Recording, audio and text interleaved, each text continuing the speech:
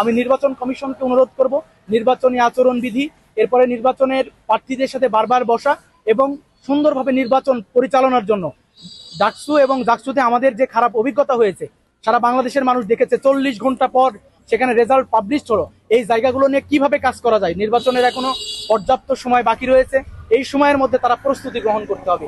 এখানে দলীয় বিদলীয় এবং যে দলীয় বক্তব্য, এই বক্তব্যগুলো উপস্থাপন করে কোনোভাবেই যেন নির্বাচনকে কলুষিত না করা হয়, এই জায়গায় আমার জোর দাবি থাকবে। আমি এখন পর্যন্ত আমাদের যারা নির্বাচন কমিশনে রয়েছে তাদের প্রতিশ্রুতি তাদের যা ছিল সেভাবে এখন পর্যন্ত আগাচ্ছে বলে মনে করি। আমার মনে হয় যে প্রধান নির্বাচন কমিশনার থেকে শুরু করে সকলেই তাদের যে প্রতিশ্রুতি, সেই প্রতিশ্রুতির আলোকে এই নির্বাচন বাস্তবায়ন হয়। নির্বাচন আচরণ বিধি নিয়ে প্রশাসন বসেছে আমাদের সাথে একাধিকবার নির্বাচন কমিশনকে আমরা বলেছি, অনেকেই বলেছেন যে আমরা ম্যানুয়াল পদ্ধতিতে চাই, অনেকেই বলেছেন যে ওএমআর পদ্ধতিতে হবে। তো সেখানে এখন পর্যন্ত নির্বাচন কমিশনের সিদ্ধান্ত অনুযায়ী সেটা ওএমআর পদ্ধতিতেই হবে।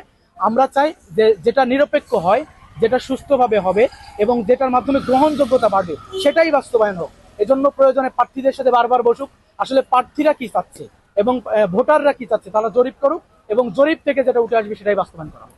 আমরা দেখেছি অন্যান্য যে ক্যাম্পাসগুলো, সবগুলো ক্যাম্পাসেই আমরা মনে করি যে নিরাপত্তা বেষ্টন তৈরি করে ফেলতে হবে, কারণ এখানে আমাদের বিশ্ববিদ্যালয়ে অনেক বড় ক্যাম্পাস, এই ক্যাম্পাসে 2300 একরের ক্যাম্পাসে আপনি বাউন্ডারি দেওয়া সম্ভব না, আর পুরো ক্যাম্পাসে এখন পর্যন্ত কোনো বাউন্ডারি নাই।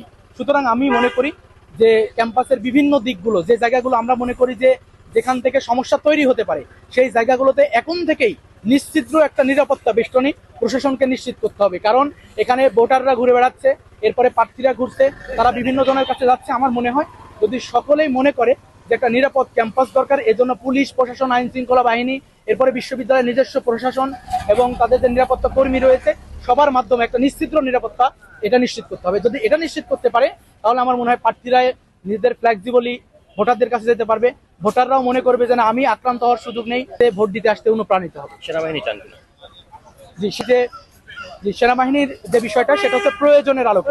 এটা যদি বিশ্ববিদ্যালয় প্রশাসন এবং নিরাপত্তা যে আমাদের নির্বাচন কমিশন তারা যদি মনে করে যে আমাদের সেনাবাহিনী প্রয়োজন, এই সেনাবাহিনী ছাড়া তারা নিরাপত্তা দিতে পারবে না, এই সিদ্ধান্ত তারা নিতে পারে। তবে যদি আমরা মনে করি যে তারা যে নিরাপত্তা বিধান করতেছে এই নিরাপত্তাটা আমাদের জন্য যথেষ্ট নয়, তাহলে অবশ্যই সেনাবাহিনীর পক্ষে আমাদের আওয়াজ থাকবে। আমরা অবশ্যই আমাদের শিক্ষার্থীদের নিয়ে দাবি জানাবো, অবশ্যই সেনাবাহিনী দিতে হবে। আমরা যদি সেটা তারা করতে ব্যর্থ হয়, আইন শৃঙ্খলা বাহিনী যদি তাদের স্বতঃস্ফূর্তভাবে দায়িত্ব পালন না করে, তখন আমাদের দাবি থাকবে।